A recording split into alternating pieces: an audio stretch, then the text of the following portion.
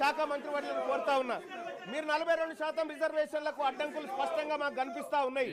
ఆ అడ్డంకుల విషయంలో మేము మిమ్మల్ని తప్పు పట్టట్లేదు, అడ్డంకులు అందరికీ ఉన్నాయి. కానీ మీరు ఇవ్వడానికి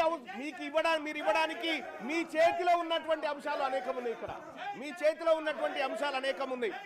బీసీ సప్లాన్ తీసుకురావడానికి సుప్రీంకోర్టుతో పంచాయతీ లేదు, మనకి కేంద్రంతో పంచాయతీ లేదు. కాబట్టి బీసీ సప్లాన్ విషయంలోనైనా మీరు చర్యలు తీసుకోండి.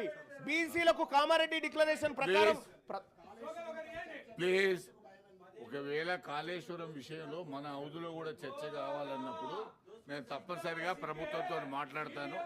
నెక్స్ట్ సెషన్లో పెట్టమని చెప్తాను. సార్ ఇక్కడ సార్ బీసీ సప్లాన్ విషయంలో సార్ ఈ రాష్ట్ర ప్రభుత్వం తక్షణ నిర్ణయం తీసుకోవచ్చు సార్. చేయదలుచుకుంటే బీసీ సప్లాన్ ప్రతి ఏడాది 20,000 కోట్ల రూపాయలు బీసీల సంక్షేమానికి ఖర్చు పెడతామని కామారెడ్డి డిక్లరేషన్ లో కాంగ్రెస్ పార్టీ చెప్పింది సార్. 5 ఏళ్ల కాలంలో 1,00,000 కోట్లు బీసీల సంక్షేమానికి ఖర్చు పెడతామని చెప్పినటువంటి కాంగ్రెస్ పార్టీ 2 బడ్జెట్లలో కలిపి కనీసం 20,000 కోట్లను కూడా బడ్జెట్ లో కేటాయించలేకపోయింది సార్. ఇక్కడ వివక్ష కనిపిస్తా ఉంది సార్. ఇజ్జయంగా కాంగ్రెస్ పార్టీని అడ్డుకోవడానికి ఏ శక్తి లేదు సార్. మేమందరం సపోర్ట్ చేస్తాం సార్ ఈ విషయంలో. అలాగే సార్ ఇంకా ఎంబీసీ కులాలకు సంబంధించినటువంటి సంక్షేమ విషయంలో కూడా ఉన్నత విద్య కోసం 10 లక్షల రూపాయలు పూచీకత్తు లేని వడ్డీలు రుణాలు ఇప్పిస్తామని కాంగ్రెస్ పార్టీ హామీ ఇచ్చింది సార్. ఈ విషయంలో కూడా కాంగ్రెస్ పార్టీ ఏ విధంగా కూడా చిత్తశుద్ధితో పనిచేస్తున్నట్టు కనిపించట్లేదు సార్.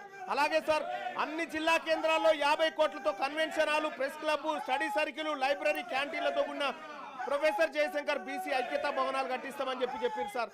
అక్కడ కూడా సార్ వీటిలో ఎక్కడ కూడా ముందడుగు పడలేదు సార్.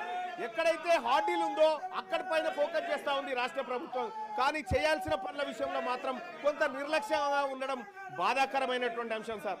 ఇంకొకటి సార్, 3 లక్షల కంటే తక్కువ వార్షిక ఆదాయం గల బీసీ కుటుంబాల యువతకు ర్యాంకుతో సంబంధం లేకుండా మొత్తం ఫీజు రియంబర్స్మెంట్ ఇస్తున్నారు సార్. ఇవాళ ఫీజు రియంబర్స్మెంట్ బకాయిలు విపరీతంగా అక్కడ పడి ఉన్నాయి సార్. ఆ ఫీజు రియంబర్స్మెంట్ బకాయిలు ఇస్తే తప్ప బీసీలు టీసీలు కానీ లేకపోతే వాళ్ళ సర్టిఫికెట్లు కాలేజ్ యాజమాన్యాలు ఇవ్వలేని పరిస్థితి ఉంది సార్. అందుకోసమే ఫీజు రియంబర్స్మెంట్ లో మీరు చేయాల్సిన కార్యక్రమాలు ఉన్నాయి, అవి చేయండి. అలాగే చేతి వృత్తులకు సాయం చేస్తామని కాంగ్రెస్ పార్టీ ఆ రోజు కామారెడ్డి డిక్లరేషన్ లో అవకాశం కల్పించింది సార్, మెన్షన్ కూడా చేసింది. వృత్తి బజార్ పేరుతో ప్రతి మండలంలో 50 దుకాణాలు, షాపింగ్ కాంప్లెక్స్ ఏర్పాటు చేసి మంగలి, వడ్రంగి, చాకలి, కుమ్మరి, స్వర్ణకారుల వంటి చేతి వృత్తుల వారికి ఉచితంగా షాపు స్థలాలు అందజేస్తామని చెప్పారు సార్. గడిచిన 2 సంవత్సరాలలో ఇప్పటి వరకు ఒక్క షాపు కానీ దయచేసి శ్రవణన్న మీ స్వర్ణకారుల గురించి మాట్లాడుతున్నా, దయచేసి మీరు ఓపికగా ఉండాలా. బీసీ కార్పొరేషన్లు, ఫెడరేషన్ల కింద నమోదైన ప్రతి సొసైటీకి ఎన్నికల నిర్వహణ 10 లక్షల ఆర్థిక సాయం అని చెప్పారు సార్. ఇప్పటి వరకు చేయలేదు. నేను అడుగుతా ఉన్నా, గౌరవ మంత్రివర్యులను అడుగుతా ఉన్నా, మీరు అమలు చేయడానికి, మీరు ఇవ్వడానికి సిద్ధంగా ఉన్న అంశాలు అనేకం ఉన్నాయి. ఇక్కడ వీటిని చిత్తశుద్ధితో అమలు చేయండి. 42% రిజర్వేషన్ విషయంలో మీరు పోరాడుతున్నటువంటి విధానంలో కానీ లేకపోతే కేంద్ర ప్రభుత్వం సృష్టిస్తున్న అడ్డంకుల విషయంలో కానీ మేము మీకు అండగా నిలబడతాం. కానీ మీరు కామారెడ్డి డిక్లరేషన్ లో ఇచ్చిన ప్రతి అంశాన్ని అమలు చేయడంలో మీ చిత్తశుద్ధి సరిగా లేదని అర్థమవుతా ఉంది. అలాగే అధ్యక్ష ఇక్కడ మంత్రివర్గాల విషయంలో మా బీసీలకు ఇంకా మంత్రివర్గాలు పెరగాలన్నటువంటి అవసరం ఉంది అధ్యక్ష. మా బీసీలకు మంత్రులు పెరగాలి, మా బీసీలకు అవకాశాలు పెరగాలి, మా బీసీ సర్పంచ్లకు, మా బీసీ ఎంపీటీసీలకు, మా బీసీ జెడ్పీటీసీలకు అందరికి కూడా అవకాశాలు మెరుగుపడాలి అధ్యక్ష. Don't come to this please. మీకు మైక్ ఉంది అక్కడ వెళ్ళండి ప్లీజ్. మీ సీట్లో కూర్చొని మాట్లాడండి ప్లీజ్.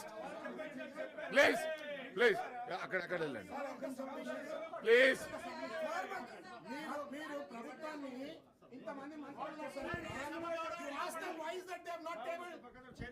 చాలా విషయాల్లో అసెంబ్లీలో వచ్చే విషయాలు ఇక్కడ రావు, ఇక్కడ వచ్చే నో. ప్లీజ్